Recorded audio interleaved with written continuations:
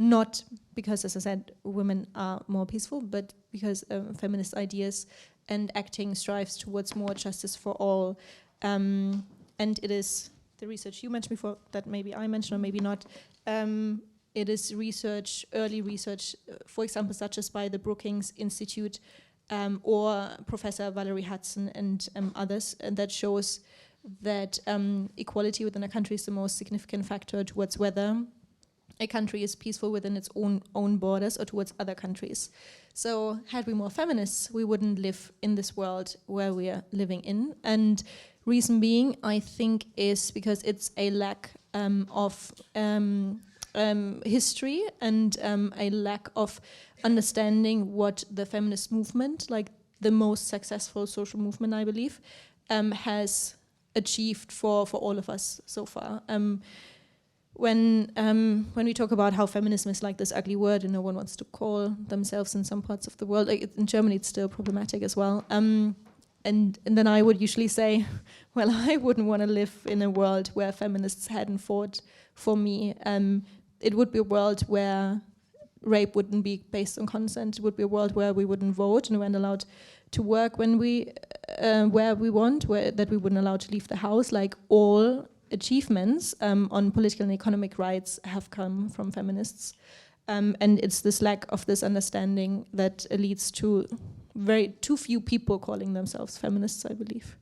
The win-win situation. First of all, it is true. I mean, getting more, like distributing political power fairly among society does mean that those who currently are overrepresented in powerful positions, that they will lose. Like that's a fact. So there's no pinkwashing around that. I'm not going to tell anyone that some people are not going to lose political influence and power because they need to for a fairer world. But what the win-win in the end is, I mean, we're not going to solve any of the big problems. Like, we're not going to solve the climate catastrophe if we're not turning if we're not finding feminist solutions towards it. And by feminist, I mean climate justice solutions. We're not going to solve the problem that 8 people of the whole world own as much as the poorer half of the world. We're not going to solve any of the big problems if it wasn't for a focus on feminist approaches and a focus on the very basic human rights. So whilst short term, yes, certain parts of society will lose political influence and power, in the long term, it will make the whole world a fairer and safer and more healthy and better educated and anything place. On Hobbes, you're right, briefly outlined before, it is that feminists said, no, we don't believe what you, Hobbes, you are saying, that it's the normal state of the world is this violent one and where everyone only acts in self-interest. Because had that been the reason, there wouldn't be any human rights. You ask for, I guess, more practical, what that could mean or what that would mean. It means that there are certain governments out there, be it Sweden or Canada or Germany is doing it very often as well, when they travel abroad, when they go on state visits, they make a case or they make priority to meet activist, feminist, civil society. And that is, I mean, that is not pure economic state interest, right? Given constraints and resources, be it money or be it time, it means meeting feminist civil society, you're not meeting a big business or representatives of the private sector. So I would say a beautiful example of how this understanding of prioritizing meeting and interacting with feminist ideas over pure, in the Hobbesian understanding, national interests is the example of when we went with the Minister Heiko Maas in April to Latin America.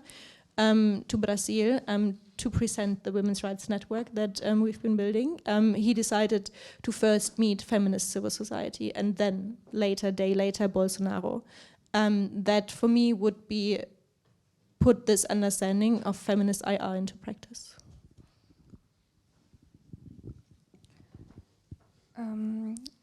Yeah, I would like to perhaps follow what you said on feminist foreign policy. That what is, for example, countries with feminist foreign policies are trying to emphasize is that if they try to promote more equality within societies by transforming the structural inequalities, there is more chance that those countries will be more peaceful. And I think this is what Sweden's doing. There's actually this research which I'm not sure if you were referring it, but this is research which shows that the attitude to norms of gender equality, not to sex, but to gender equality within our society shape attitude that underlie a nation's foreign policy. So if we showed that men and women who reject gender equality are much more hostile to other nations and to minorities abroad and in their own country. So I think this is what is kind of the Swedish foreign policy founded on, and explains a little bit what the feminist word in it is. So, and concerning the representation of women in these, for example, our institute is trying quite hard. Always we talk about it that there have to be women. It can be all male panels, but it is sometimes hard because, for example, women. Our institute is also male-dominated, and we have a gender action plan, and it is sometimes difficult to find experts, but sometimes it's also only an excuse because it can be also some type of a laziness to because we know someone and we know how they speak, we know they're not going to mess up when we invite somebody to TV for TV.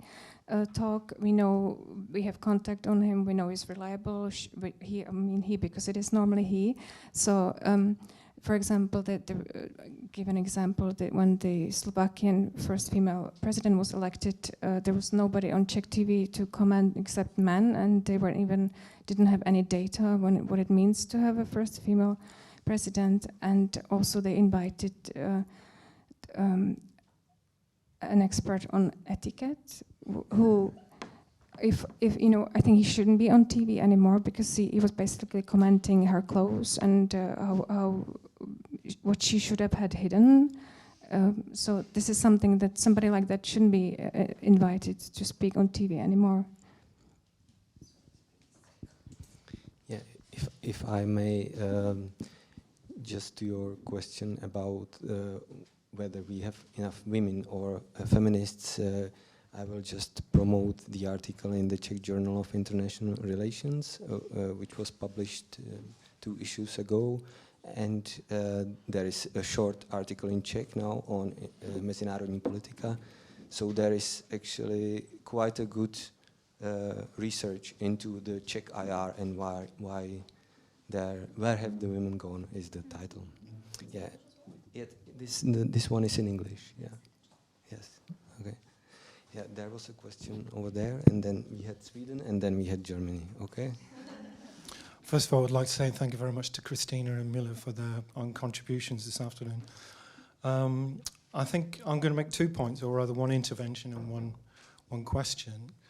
And I will contest Miller's point about things to do with feminism being rare things indeed. You could spend, from an activist perspective, you could spend most nights of the week going from one feminist group to another. There is an active in Prague. But my frustration with this is that in going from one group to another, you're likely to get a different definition and a different understanding. There are, in terms of literature, Sheila Jeffreys thinks she's a feminist, and Nancy Fraser thinks she's a feminist, and goodness, Sheryl Sandberg thinks she's a feminist. And I think really what you were talking about, essentialism, is really very important, because if we say that feminism equals women equals peace, then it becomes so reductivist as really to hold back feminism as a transformative movement. And so I'm just questioning at this time how we use the term feminism. Simply by putting feminism in the front of foreign policy, are we actually doing something constructive, transformative? Frequently it has to do with an understanding of patriarchy. How much of, or how do we understand patriarchy, and how do we want to change patriarchy? So that's simply a comment on how the term is used, given the variety of feminisms which are available to us. The point I want to make is, and it is Christina talked about how a feminist foreign policy would tackle right-wing populism. I was just wondering whether you would say a little bit more about that, because I think that there is an element within feminism, feminist politics, since about 2009, 2010, which has become much more fundamentalist in its understanding of what it is to be a woman. And there is an alignment in some cases between right-wing populism and some elements within the feminist movement. Thank you.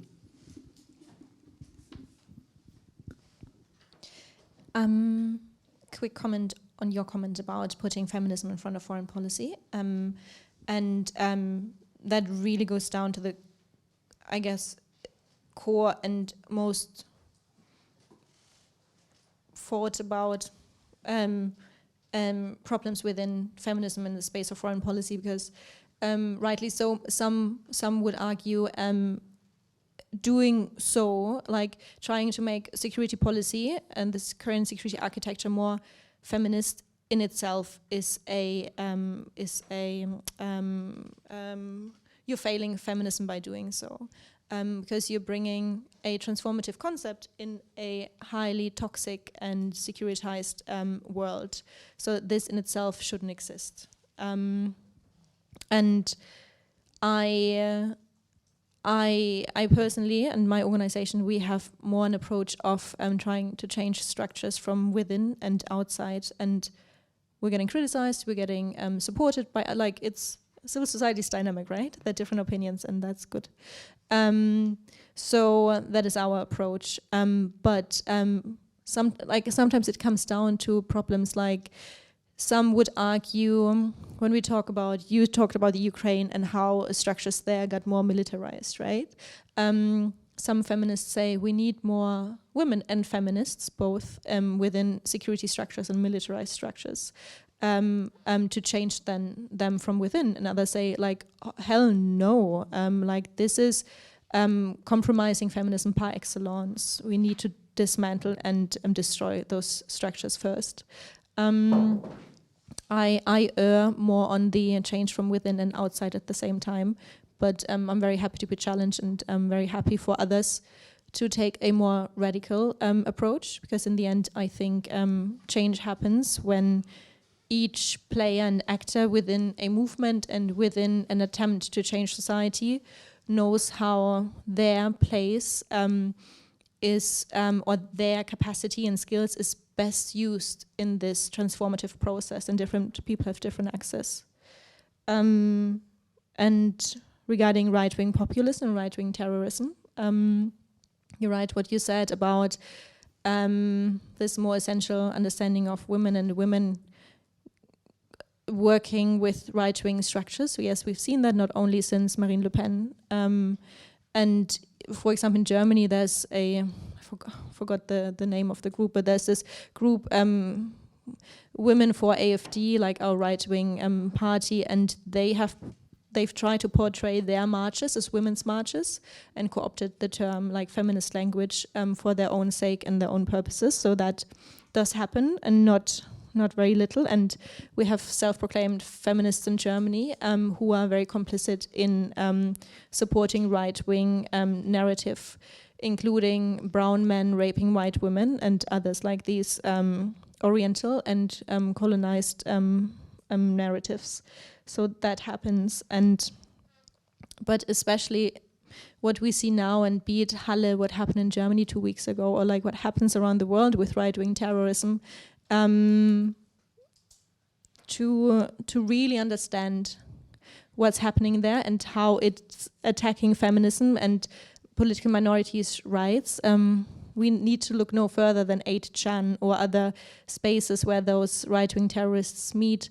And I guess many of you have heard of those conspiracy theorists where anti-feminism, Islamophobia, racism, and anti-Semitism, they all come together in this narrative that is so popular amongst right-wing terrorists, that says it's women and feminists. They don't distinguish very well. It's women and feminists who are responsible for declining birth rates because they're demanding the right over their own body, and that leads to more Muslim babies, and the money behind all of that comes from the Jews. And this conspiracy theorist was the basis for what happened in Halle as well, and how the terrorists in Halle got influenced as well. So a feminist agenda in its core is an anti-right-wing terrorism agenda.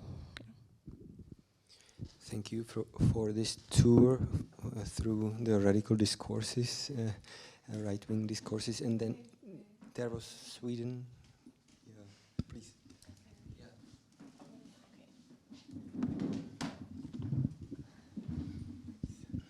Thank you. Yes, you've been mentioning most of the things about Sweden already, so I will be brief, but just a comment. The whole thing, of course, started with equality. It's for us. I've been in the ministry since '99, and I honestly don't see that big a change in what we're doing, because we've always been pursuing this foreign policy, but no one was listening, so we had to step up the game. Hence, calling it something that someone actually reacted to, because equality was not cool enough. And then we also, when we do it as a part of a feminist foreign policy. But actually, it all comes down to equality, which we have seen firsthand in Sweden works. As you may have seen was it last week or 2 weeks ago, Sweden was ranked the most equal country in EU. I also believe maybe in the world. We have Canada up there as well, but Iceland, yes. But we have seen that it works on all levels. Economic equality, where the women can go back to work quite early, and the men can be on paternal leave. All these things. The equality on the labor market, all these things work. And we wanted to put that into also the foreign policy. And well, you have mentioned most of it here. I mean, having women at the table when you negotiate peace should be, well, obvious, but obviously it isn't. But it turns out that you get more lasting, sustainable negotiations and peace treaties, or whatever you want to call it, if you have women at the table and if everyone is involved. But it all comes from that. For us, it's pretty normal. I mean, for now it is not like that. We have a female foreign minister and a female foreign trade minister. We have a male minister for development cooperation. But for a while, we had our 9 top people at the ministry were women, and someone pointed that out to me, and I hadn't even thought about it, because no one thinks about that anyway. It's just the way it is. The best persons are there, and if they're men or women, it doesn't matter. So, but you have touched upon most of these things already, but I think it all comes down to that equality scares some old men as well. I mean, as you said, someone will have to personally lose. It is not all win-win in this. It is win-win for society as such, but some older men might have to see their power diminish, or they have to change. But anyway, if there are any more concrete questions, I can also answer. But you have said most of it. Thank you. We'll actually, like with my organization, we'll have a little trip to visit Anne Berns, that's the coordinator of Feminist Foreign Policy, and the most important offices in December to Stockholm. We are invited by them, so I can't wait to really dive into really each aspect to then bring the knowledge back to the Foreign Ministry in Germany. Well, thank you for joining us. As there are several embassies around the table, I wanted to ask you for some advice, for some recommendations, what we as embassies can actually do. When I wake up in the morning and walk down to my office, the problem we have is very, very visible, because I always pass the gallery of former ambassadors. And that gallery includes all ambassadors of the Federal Republic of Germany in this country, and there is not one woman. Obviously, I'm happy that this problem will only be solved after me, and I won't resign tonight. But it's obvious. Yesterday evening, for example, we had a dinner that we hosted at our embassy with 15 participants, and yeah, only one of them was female. That's the reason for that was that we invited a group participating in the conference, and they were all men. And then we invited 2 other female participants. So there is a problem. Of course, we tried to do something about the whole issue, but we are just at the beginning. The first thing we all have to do is to care for a respectful language when we deal with each other. That is not discriminating against anyone. We have to take care of our personnel, the personnel that we can choose ourselves to have a fair balance. And actually the personnel we can choose ourselves in the embassy is more female than it is male right now. But that's not true for those people that are sent from Berlin. The situation even got worse in the summer at the German embassy. Of course, family-friendly conditions are important for all of us. And so we try to find some flexible solutions that are beneficial to everyone. One thing I have to say to the Czech Foreign Ministry, that unfortunately things have become worse for young and modern diplomats in this country, as many of them, because of the nature of their job, where they have to attend functions at night, they depend on childcare that they bring from abroad, from non-EU countries. And last summer, unfortunately, the Czech Ministry of Foreign Affairs has banned taking childcare personnel from non-European countries to the Czech Republic. And that's unfortunately a problem for many single-parent diplomat family, or for families where both parents actually work. And I hope that this can be changed very soon. Of course, another issue is awareness that we have to raise in general. So we are happy to join, for example, the Swedish ambassador when she has this Orange Day action, for example, showing a clear signal against the violence against women. We have to inform about our own initiatives, the ones you mentioned in the Security Council, and that's what we try to do. But in general, I would not agree with you. I think it's not a zero-sum game. It might be at some places, for sure, when it comes to individual careers, that's true. But I think in many other aspects, it's a win-win situation, and all can actually win if we improve the situation. But maybe you have some additional recommendations to us embassies here.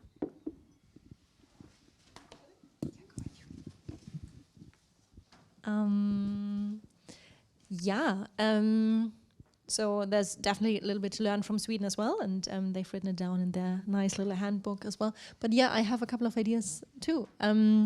First of all, I guess, and that comes from my limited but experience over the past couple of months in the Foreign Office, and we've been interacting like lots with most embassies in Latin America and Caribbean on founding that network, right? And in the end, if you do not have, as a ministry, which Germany doesn't, if you do not have an institutionalized, top-down, clear statement on we're focusing on feminism and human rights, that it so much depends obviously on individuals, right?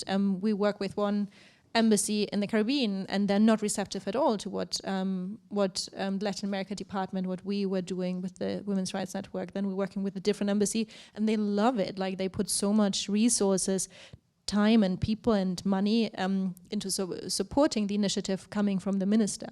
So that is, I mean, that's nothing you can solve, obviously. And having, I guess, someone like you, as it seems here, who is interested in the topic and excited about it, like, that is hugely important, but it's a problem that it still depends on individuals.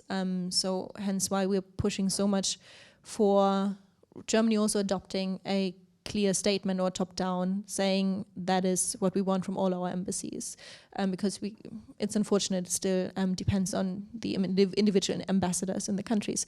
But having said that, having someone who's interested, I think it is really essential to also bring these discussions that maybe we have here to the embassies and start events as well. And so we've also been asking over the past couple of months feminist activists and human rights defenders at different events. So and also with the Unidas network that we've been building for the minister, we've been asking the feminist activists in Latin America and Caribbean, like, what would you like from the embassies? How can they support you?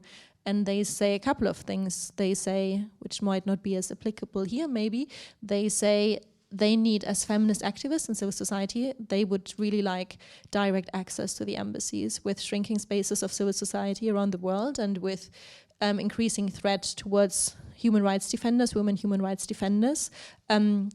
Direct line and access for them would be great. A focal person in each embassy who deals with human rights, feminism, whatever you would like to call it, that would be great. Like regular events, like really creating that network and knowing the people in the country an ambassador is serving, who are at the front line of working on human rights. That could really help. And really, as in Argentina, for example, there's this one diplomat I've been working with closely, like, she knew all feminist civil society in the country. So that was not only helpful for the network we were building, but they felt a little bit safer because they knew if something happened to them, they can go to the German embassy. Yeah, it would be maybe those small couple of ideas, but also very happy to sit down more and talk around these things, because there are more knowledgeable people out there who know what they need from embassies in their countries. Yeah.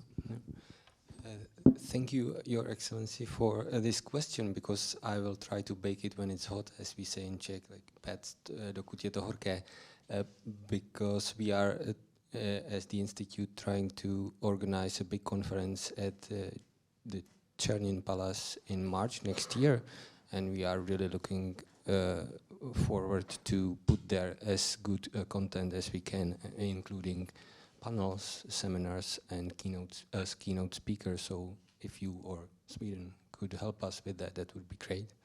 Yeah, and then there, gendered foreign relations or gendered international relations. Yeah, I can provide more information on that. Yeah, so there is over there. There is a question, and over there. Then. Thank you both again for coming to chat with us today. And I'll actually pose my question to the greater room, because it seems that we have a lot of other professionals here. I hear that feminism is a theory designed to ensure socioeconomic and political equality of all sexes. And I'm curious to hear how feminism as a theory that is by definition intended to work at a large scale, how it can accommodate the intersectionality of other people's identities. Because there's, of course, more to an individual than purely their sex. There's, of course, race and class and cultural differences. So I'm curious how that can function both from a foreign policy perspective, and also how it works domestically within a more homogenous society.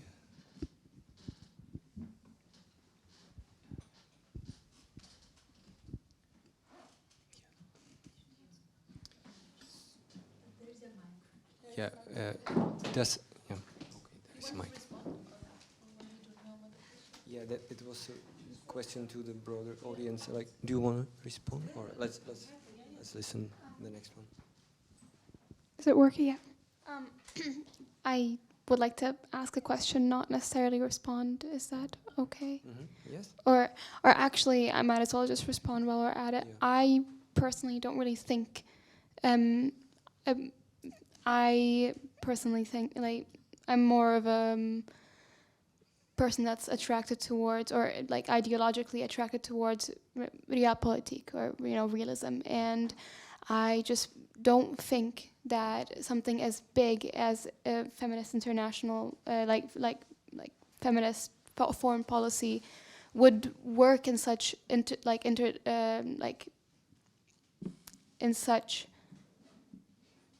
kind of different socioeconomic, cultural, classist kind of backgrounds, especially coming from a mixed background. I come from a very European liberal kind of background, and on the other hand, a very Middle Eastern conservative background. So the idea of feminism as kind of intersectional is the word maybe to use here.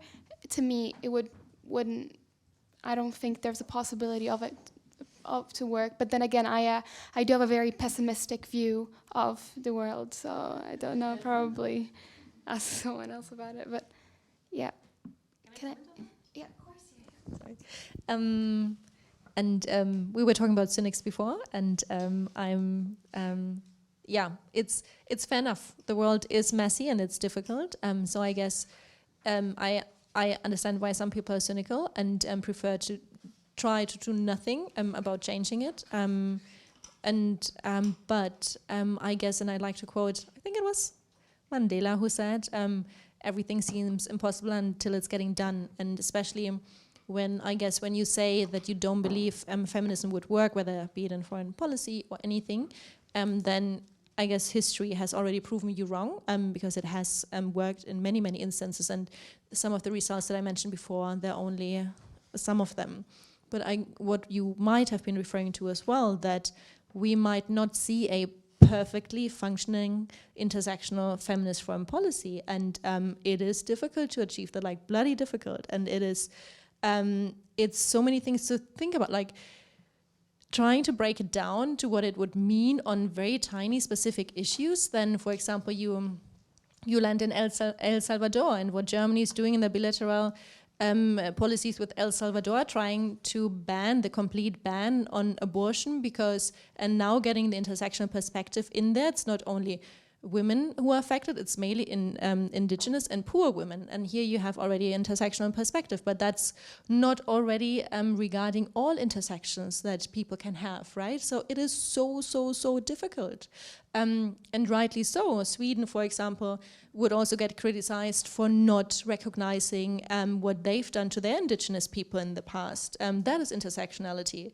It is messy, and striving for something in theory so perfect as intersectional feminist foreign policy that leads to social justice for all people, it can only fail on a daily basis, because we are not perfect, none of us is.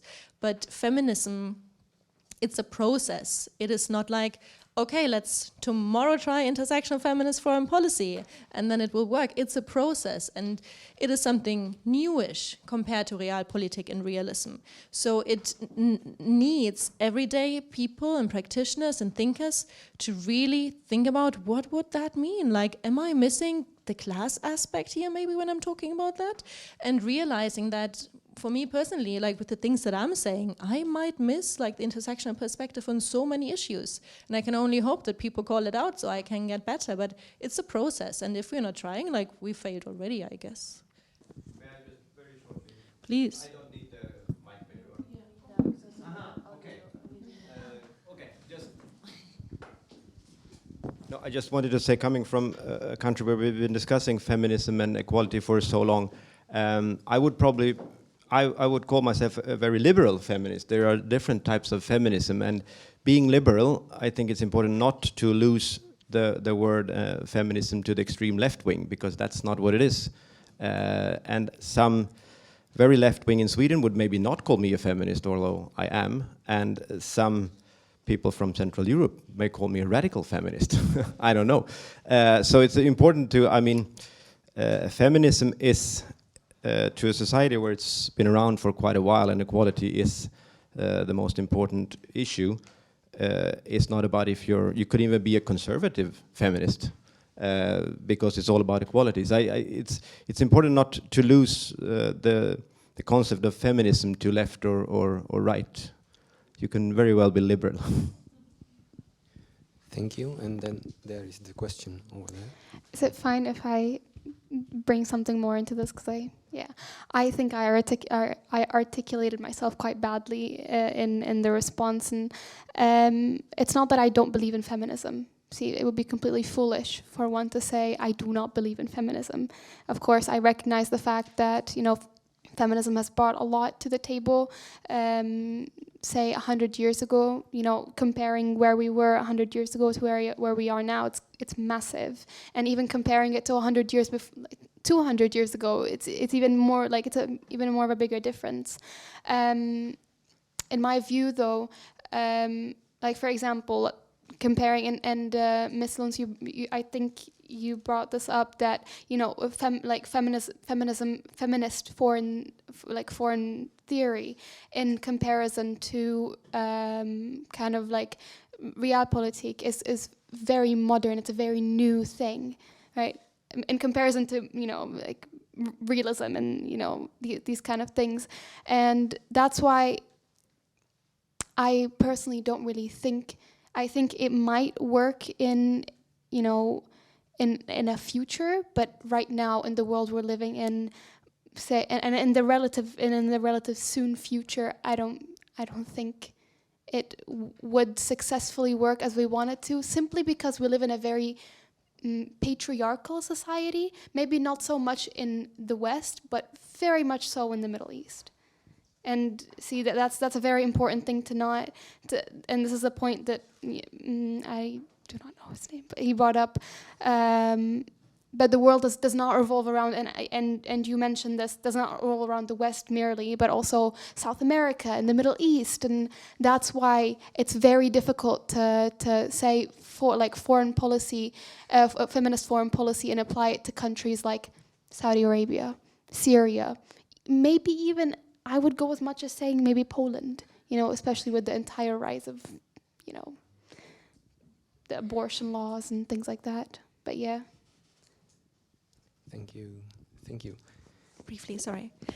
I think we agree on that it's bloody difficult. But the question then that follows is, so do we not even try, or will we try? And mentioning things like Syria, in the north of Syria, we had seen a small statish project coming up infused by feminist ideals that is currently under threat, for example.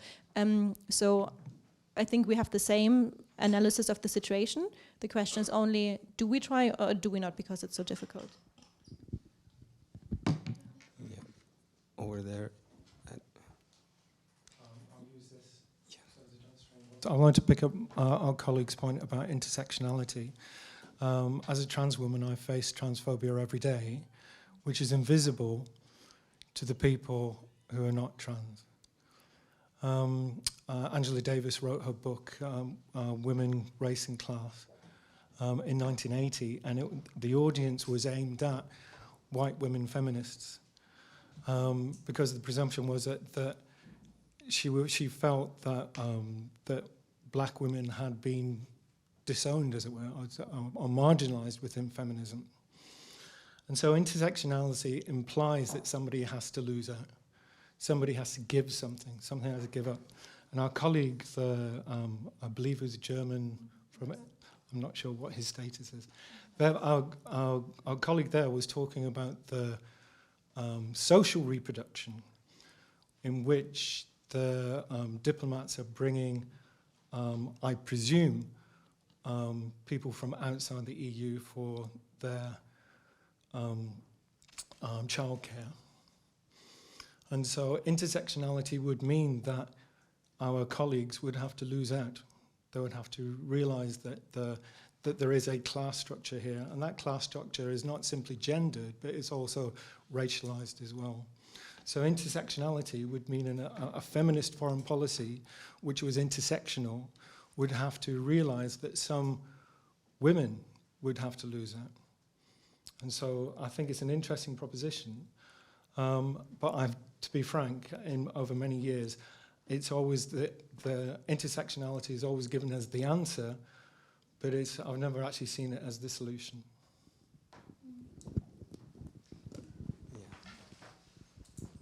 Yes. Okay.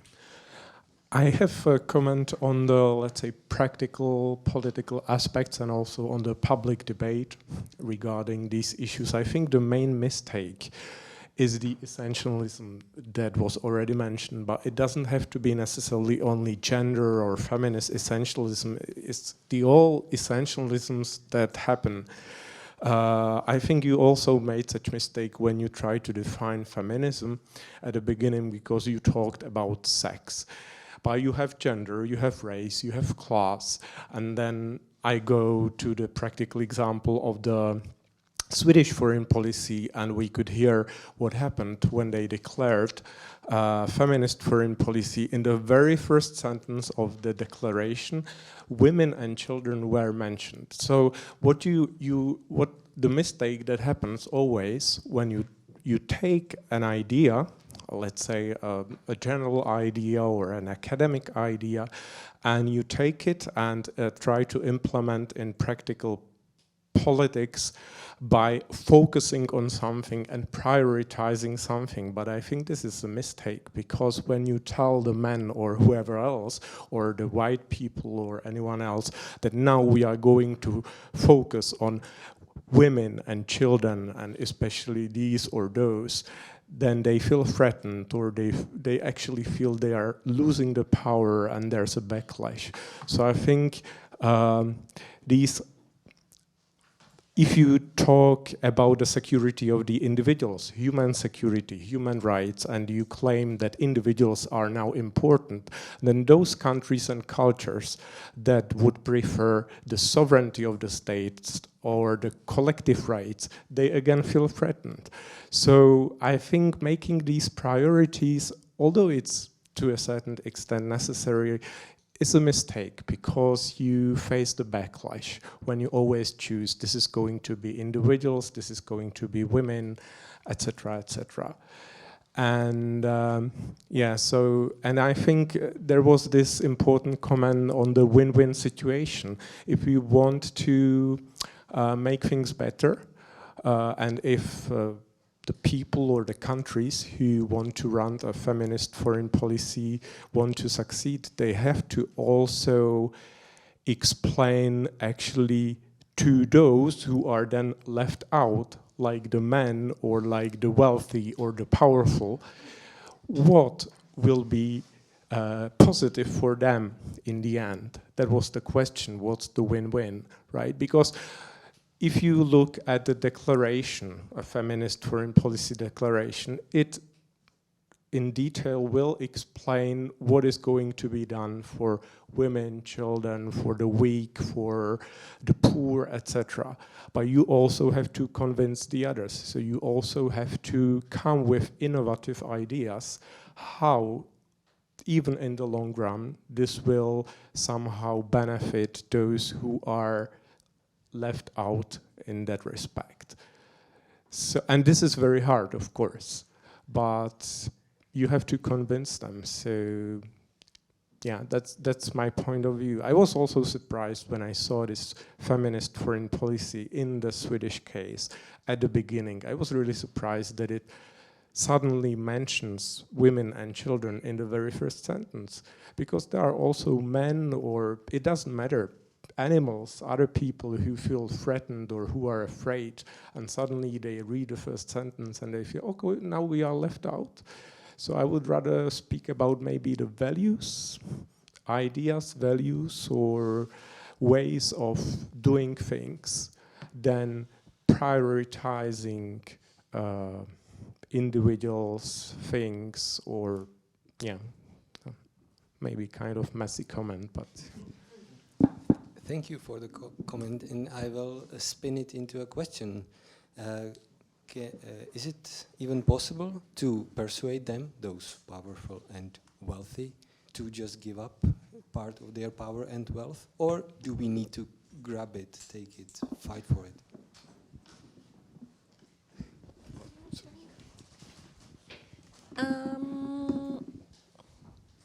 I guess I think the tendency amongst people is more on the side of not giving up their own privilege for all people.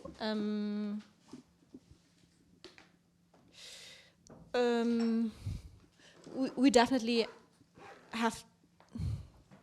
We can achieve through activism. We can achieve to get it to a certain extent and to keep making convincing argument of why we should do so. And when I say that, I don't mean those arguments around more women mean higher GDP or more women mean this and this. I don't mean those utilitarian arguments, but again, human rights-based arguments.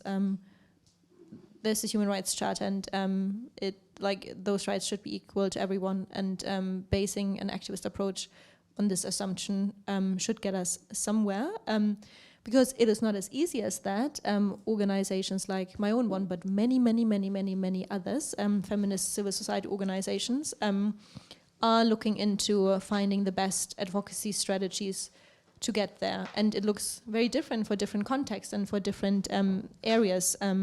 We're currently doing, again, advocacy regarding a new resolution in the Security Council. And that to do something like that, it needs an understanding of where people are sitting with which kind of influence and where you have access to and what kind of messaging for different groups of people. It is activism and advocacy work is really complicated. But I think it's the most promising approach to get us to transformation. Yeah.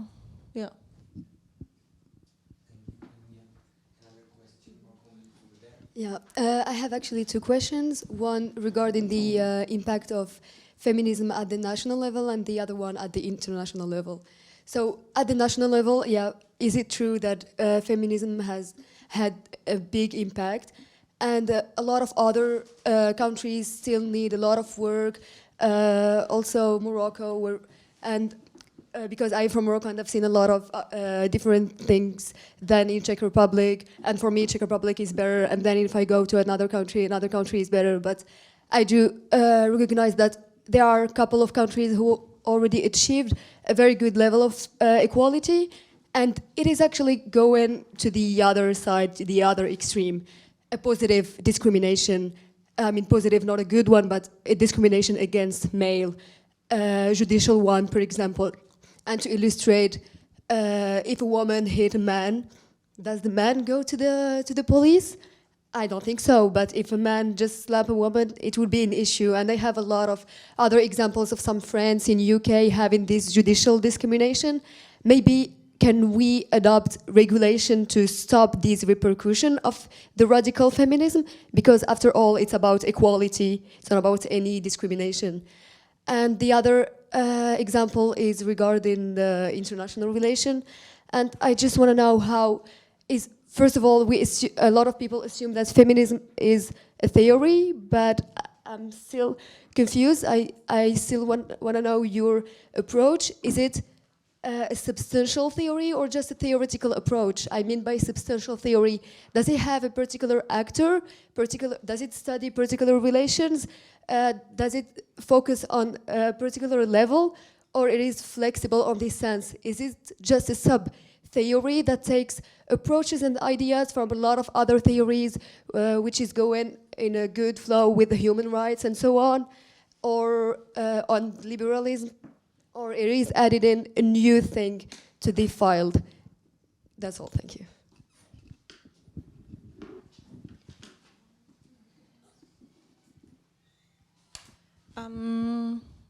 There was a lot in there, what you were saying. Let me try to get it all together. So you were mentioning kind of this positive discrimination, and I felt, and correct me if I'm wrong, you were trying to talk about like reverse sexism. and there is no such thing as reverse sexism, as there is no such thing as reverse racism, because, and I'm saying this based on an understanding that sexism or racism, they're both, and many other forms of systematic oppression and discrimination, they are systems. They come with an oppression of certain gender or race or religion, ethnicity, sexual identity, in a whole system, and it encompasses all areas of life. So I find the example you were mentioning about a female friend hitting a male friend or something completely out of balance and out of context, because it lacks the understanding that we live in a society where in Germany it's more likely for a girl to experience sexualized violence than going to university. Every 1 in 3 women experiences male violence, and the majority is experiencing sexualized harassment. So having and the majority of poor people are women, and then like all, it's systematic. It reaches, this form of oppression reaches in every sector in society. It's the same for ethnicities and religions, and so having this understanding and a historical understanding of where it's coming from, it is, I think it's very wrong to say that we can equal it with, or put it on the same level with a man being slapped by a woman, because this is nothing systematic, and we do not live in a society that systematically violates men. It is of course unfortunate, and there should always be laws to protect anyone from any form of physical violence.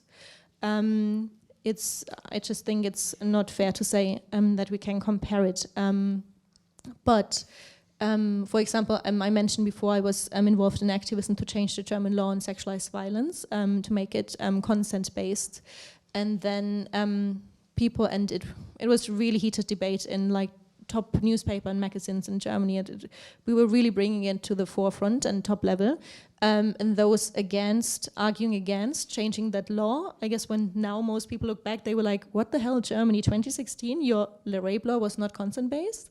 Back then, there were still so many people, like editors-in-chief, arguing against it, exactly falling, I think, into the trap of putting those experiences on the same level when they were saying, but wait, isn't it if we change the German rape law, wouldn't like all these women now accuse men of falsely raping them?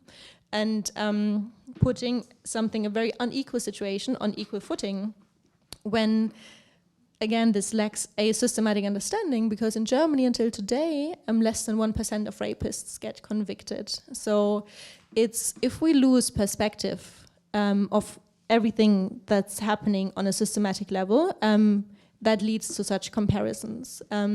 So I then pose these people the question, so what do you want to focus on the fact that 1 in 3 women is affected by male violence, or that amongst the 1% of rape, or that we have this tiny little below 5% rate of false convictions? Like, what is your priority? So I would not put this on equal level, never, because that is ahistorical and a systematic against a systematic understanding. But as you said, the final outcome should always be that everyone is protected against any form of physical violence, for example. Yeah.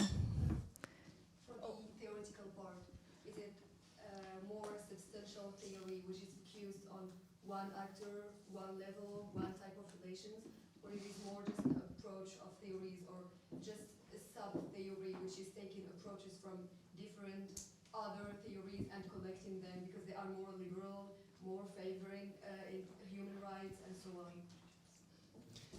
Just want to know your perspective.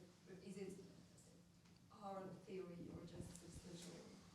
Yeah, before Christina answers, just think about one last question.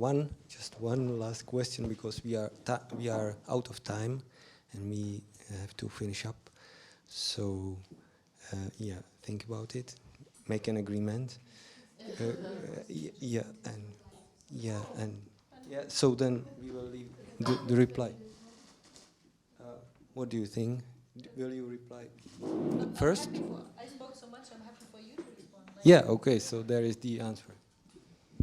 Okay, no, it's just like something that I wanted to reply to what Iman said, that because maybe sometimes it's not been made clear enough, is that the fact that a man that cannot go to the police and denounce a woman is not a product of radical feminism, it's just a product of the patriarchy, because like men should be strong and they are not allowed to be weaker than women. So that's the point. Like radical feminism as positive discrimination, it doesn't exist. That's just like if a woman says, oh, a man cannot complain if it's hit by a woman, that's not feminism, because feminism is just about equality. That's patriarchy in its purest form, I would say. That's it. Oh, maybe. Is it an urgent question? Is it burning? Okay. Okay. So, thank you very much to all of you for coming here, asking the question and discussing. Thank you, Christina, for your exploration of feminist foreign policy. And thank you, Mila, for your exploration of the academic critique of feminist foreign policy. And thanks to Henrik Böll. Is it the right one? Henrik Böll Stiftung for the green one. Thank you for helping to put this together. Thank you and have a nice day, and come to next events of the IIR and the green one.